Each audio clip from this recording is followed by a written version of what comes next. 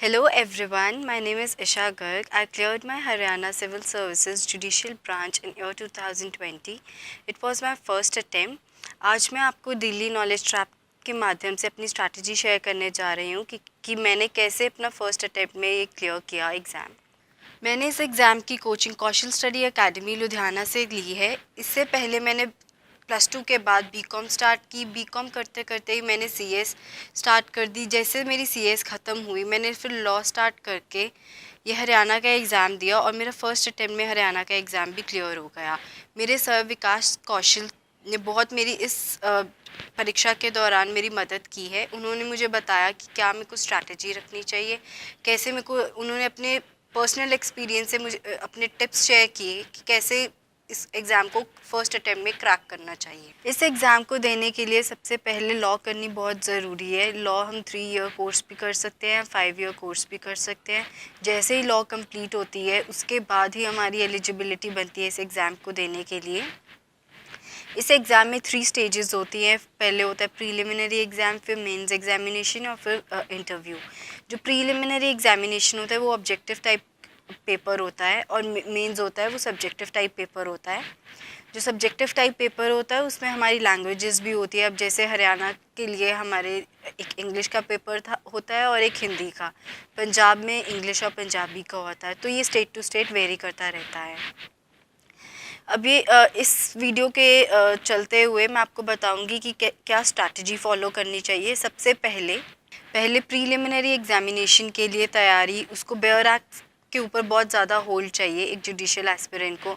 उसको section number याद होना चाहिए, फिर सेक्शन ऑब्जेक्ट क्या है लॉ का वो पता होना चाहिए, और फिर उसको देखना चाहिए कि पार्लियामेंट ने लॉ क्यों बनाया, और फिर उस लॉ को पढ़ना चाहिए। प्रीलिमिनरी एग्जामिनेशन क्लियर करने के लिए बहुत सारे बुक्स आती हैं। सब जो मैंने सॉल्व की थी वो यूनिवर्सल बुक है। उसके अंदर बहुत सारे क्वेश्चंस है। हर स्टेट का एग्ज़ाम पेपर्स दिए होते हैं, वो सॉल्व हर रोज़ मैं एक वो सॉल्व करती थी। उसके बाद एक मैं केसेस की लिस्ट अलग से बना के चलती थी। एक लाइव लॉ करके एक एप्लीकेशन है, उसको मैंने अपने फ़ोन में डाउनलोड कर रखा है, और जो जो लेटेस्ट जजमेंट्स आती हैं सुप्रीम कोर्ट की वो उसमें आती रहती हैं। तो वो मेरा हर रोज़ का रहता था कि एक एक जजमेंट को पढ़ना ही है। फिर मेंस एग्ज़ामिनेशन के लिए मैंने पिछले प्रीवियस ईयर क्वेश्चन पेपर्स किए और अपने सर के थ्रू दिए हुए नोट्स को बार बार पढ़ना और बेयर एक्ट्स को पढ़ना, ये स्ट्रैटेजी रही है। और इंटरव्यू के लिए भी मैंने बहुत सारे मॉक इंटरव्यूज़ फेस किए हैं, मतलब अपना कॉन्फिडेंस बूस्ट किया। तो फिर उसके बाद इंटरव्यू भी ऐसे तैयारी होती है इंटरव्यू की।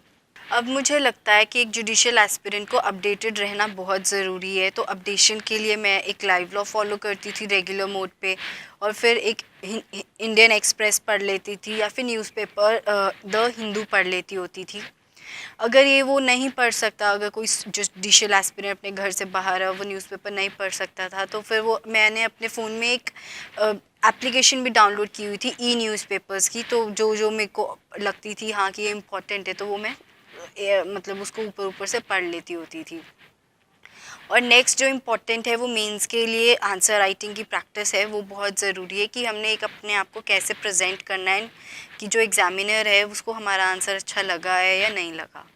हैंड राइटिंग और प्रेजेंटेशन अगर अच्छी है तभी वो मेंस में बहुत अच्छे स्कोर कर सकता है।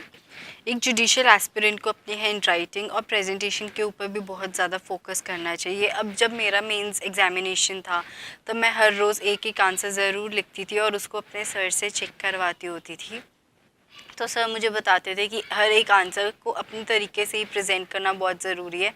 जैसे कि कोई मेंस में क्वेश्चन आ गया डिफरेंस का, तो उसमें मैंने अब हमें अगर अच्छे से आता है तो हम लाइन ड्रॉ करके लिख सकते हैं अच्छे से, और वो एग्ज़ामिनर को इजी रहेगा उसको चेक करना। पर अगर वो हमें नहीं अच्छे से आता और हम उसको डिफरेंस फॉर्म में नहीं लिख सकते, मतलब टैबुलर फॉर्म में हम उसको नहीं प्रेजेंट कर सकते, तो हम उसको एक पैराग्राफ फॉर्म में लिख सकते हैं हाँ कि थोड़ा फिर मतलब एटलीस्ट कुछ ना से बेटर तो कुछ लिख ही दें। तो मेरी ये स्ट्रैटेजी रही है आंसर प्रैक्टिस के टाइम पे। और जो दूसरा बहुत ज़रूरी है वो हैंड राइटिंग के ऊपर है, हैंड राइटिंग और प्रेजेंटेशन कि एक एक मतलब कैसे हमने अपना आंसर प्रेजेंट करना है और कब दूसरी लाइन एक मतलब स्पेस प्रॉपर स्पेस छोड़नी होनी चाहिए। अपने नोट्स अपडेट करते रहिए, जैसे कि कोई सुप्रीम कोर्ट की लेटेस्ट जजमेंट आई है तो उसको हर रोज़ अपनी नोटबुक में एक साइड पे मतलब एक अलग से उनको उतार लीजिए सुप्रीम कोर्ट की जजमेंट्स को। फिर अलग कोई जो भी स्टेट का हमने एग्ज़ाम में अपेयर करना है तो उस स्टेट वाइज लिख ले कि हाँ कि ये इस हाई कोर्ट ने कि ये रूलिंग है, अगर कोई बहुत इंपॉर्टेंट रूलिंग दी है कोई हाई कोर्ट ने। कंसिस्टेंसी बहुत ज़्यादा इम्पॉर्टेंट है, रेगुलर स्टडीज़ अपना हर रोज़ मतलब 2-3 घंटे तो कम से कम अपनी पढ़ाई को देना और इन सब चीज़ों को कंसिस्टेंसी से सब कुछ करना। फिर ये सब जो हमने पहले पढ़ा है पिछले हफ्ते उसको रिटेन करके रखना बहुत ज़रूरी है। तो तीन चीज़ें बहुत ज़रूरी है, एक रिटेनिंग पावर और दूसरा लर्निंग पावर और तीसरी कंसिस्टेंसी। ये तीन मेरे बेसिक स्ट्रैटेजीज़ रही हैं जो कि मेरे को ये तीनों स्टेजेस से जिन्होंने मेरे को क्लियर करवा दिया। Thank you so much for watching me on daily knowledge track.